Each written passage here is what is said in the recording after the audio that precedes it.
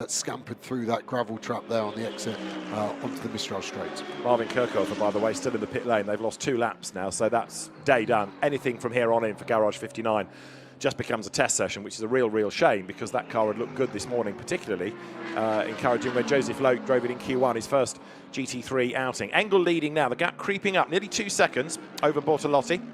At the very back of the field, I can see Dennis Marshall's already picked off about 5 or 6 positions, his Kessel Racing Ferrari, but bouncing over the curbs, just trying to get clear of Patrick Niederhauser. Luca Engster powering on to the Garage 59 McLarens, very close to each other, and in fact very close to disaster as they go through the final corner. Yeah, Chiva, the meat of the Garage 59 sandwich, got past Goethe, saw some more bodywork flying off. Could have been the front of that 93 Sky Tempesta car, but good move from Chiva, aggressive on the first lap. Car still fighting. Tight because Chris Lullen still leading Louis Pret. Louis, though, is just trying his best to close in, but unfortunately for him it's going the other way. 5.4 seconds between the Verstappen Racing Ferrari leading the race and Louis Pret in the Garage 59 McLaren, still having good season. Now let's take a look at top speed overall. It's Leonardo Moncini, so an Audi. We haven't really got any Audis in the reckoning, but he's a kilometre/hour faster in his Trezor Attempto car. Wise move there from Dustin Blattner. Do not do anything to resist. It's the BMW of Charles Weerts, championship leader, doing a champion-elect sort of job, but it's super close on points. It's super close on his track limits as well for Charles Weerts. How much time have we got left? 12 minutes remain in this race. See that right in the top of the graphic on the left-hand side of your screen. 28 laps completed, 0.4 of a second between them. I think this is going to come down to one move, and I think it's going to be dictated by traffic. Yeah. Big slide from the Boots and VDS Mercedes AMG as it comes back on track. So we'll go through the order at the end of the next lap. As you can see, the Ferraris getting themselves together. Vermeulen is there just ahead of Alessio Rivera, who goes way wide into the weeds, coming out of Druids, gets up the inside of Aurelian Planis at Graham Hill Bend, runs the Mercedes out wide, takes the place. Better straight line speed, so there is a trade-off. Oh, it's good to look for the silver lining there, but yeah, he's streaking clear now, Matteo Drudy, as you say, with 4 laps more heat into his tires. Jesse Crow not wanting to make a mistake, but in the smallest of margins, and you've got to go for a gap. Of course the gap wasn't as wide as a car width, it was about half a car width, but that was considered enough by Luca's boy and Matteo Drudy, second generation Italian racer. Will gain a place with the problems for number 9 Mercedes. Yeah, Froco has had a great lap on that last lap, hasn't he? He's lifted himself back up the order, so going well for him. The 96 car here now looking at Froco's rear end. Now, Gren, you remember, was the leading Pro Cup car. He's now into the pit lane. That means that Jesse Krohn's BMW leads Pro from Nicky Team's Aston and up to... It was a gain then, so the Aston round the outside. The McLaren ends up ahead for the second element. 2 into 1 doesn't go. Yeah, I actually changed my mind now. I thought it was 50-50. I think Rouget here on board just cuts across the front. He can see Lullen here on his left. And where does he expect him to go? He either expects... The guilty party, can he get it done into turn 27? The Porsche's going to hog the inside line. The Mercedes can't get around the outside, and he's going to make the cut back to try and get the run. Again, off, so he's on the tail of the Porsche. So this is going to be another little battle going up all the way side by side. Porsche, Mercedes, side by side. Mercedes has got, I think, that little bit of extra straight line performance. Well, now Enrique Chavez up into 11th place. Cairoli having to really fight the Mercedes as up towards Le Beausset they come. So, yeah, there's a lot to do at Spa. Now, as far as Charles Weerts is concerned, there's a lot to do in the 32 BMW, because now he's up into 2nd place. He's cleared Louis Pret. He's made the move and he's made it stick. So the new lead battle is Picariello versus Weerts, and 4.8 seconds between the pair. Yeah, it's good. Through this, what's the next point you do heavy braking? Oh, I know, Adelaide hairpin. And it was the car in 3rd place that ended up, was there contact? Yes, there was. We were looking through the windscreen of Jim Pla's McLaren. He might say, Rivera turned across my nose, but you do. Zubair, the Omani racer, comes through, but what he doesn't, just don't want to pick up any damage at this point in the race. Give them a little extra quarter of a car width if you must. Now, of course, Jamie Day, leading the Silver Cup Championship, is closing in onto his tail. He doesn't need to fight him. Remember, he had, what was I say, a 9-car margin, 10-car margin over Basha Mardini in the Bronze Cup battle. Maybe the whole way round. But take a look, the pit window's still open, but the track not quite open enough for both of those Ferraris to go through. And certainly Thomas Neubauer wasn't waiting for a second invitation. I think it's on... Magnus, you know, I mentioned that time penalty. They did not serve it, apparently, in the pit stop. They may have expected it to be done at the end of the race. They didn't serve it in the pits. That's under investigation.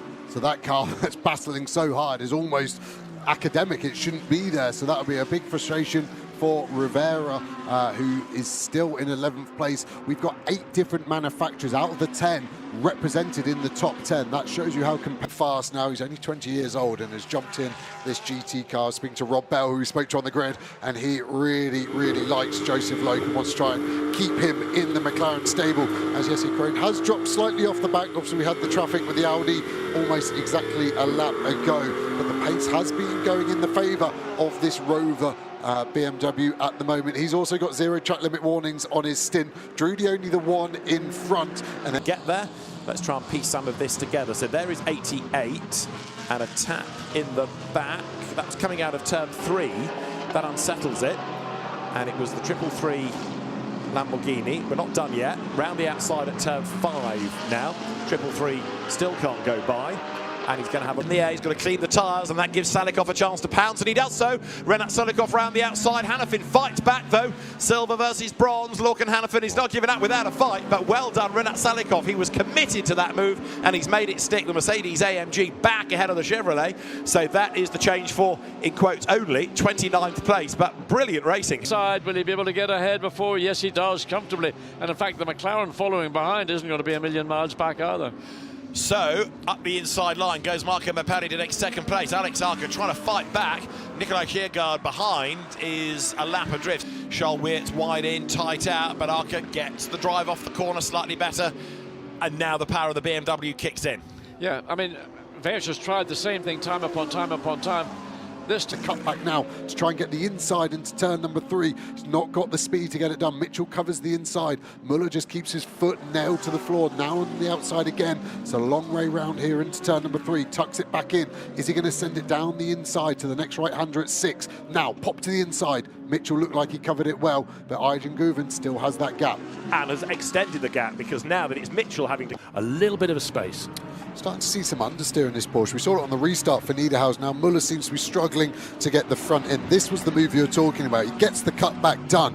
And at this moment, I think it's advantage Porsche because the circuit flows right. But look at the speed of the Lamborghini. Gets a slight slide draft, of course. But now he's nearly done. I think he could turn across the front of Muller there. And Muller sends it in. What would have happened? There would have been contact. Would Pepper have been spun around? Was Pepper brave but clever in that? Try and get the undercut. Is he just going to try and go all the way around the outside? The outside is so hard to make work. He's still there through the kink of 3. This will be the inside for 4. This is job done if he can get it stopped. Phenomenal racing from both. Can Louis Pret do anything on the exit? I don't think so.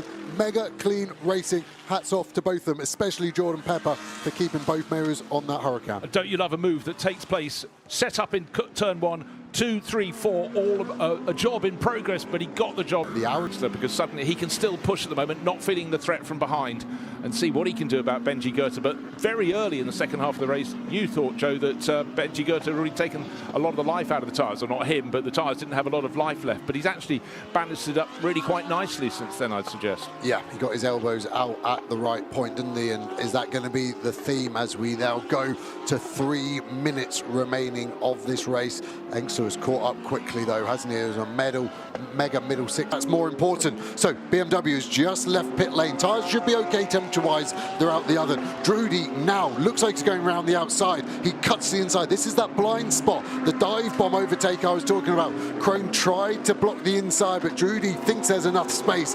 Places that Aston Martin advantage there. He might have lost his front right dive plane there. You can see the carbon flick up, and it's not the biggest piece of car. On the inside, leans on the Porsche. Cairoli's going to try and find a way through. He's up the inside, that's going to be the outside. Damage to the Porsche though now. Look, the front of Sven Muller's car has been damaged by rubbing up against the Ferrari. The front balance has dipped, and all of a sudden it's going to change the situation massively. It's not dragging on the ground quite, but that's going to be an evil handling Porsche. Things get turned upside down yet again. Can he get the move done round the outside? We've seen it done already today, but it's very difficult to do. And Farfus knows what to do in a long-distance race. I thought he was going to back out of that, but no, he does stick his nose up the inside, and he runs Vermeulen wide to the curb, but he's got a good exit. Well done, Augusto Farfus. So he wasn't for settling, was he? He forces... Looking interesting, looking very tasty indeed, Charles Weertz. Has he done it? I think yes, he has. He's been patient, he's worked hard, he's found a way to double bluff Alex Arca by thinking, I'm going to go to the right, and Arca went to the right, and then he immediately cut back the undercut. Brilliant job. Brilliant job by Charles Weerts. Absolutely right. That gives him third place then. So he's gone by up into third spot, and Charles Weerts goes by.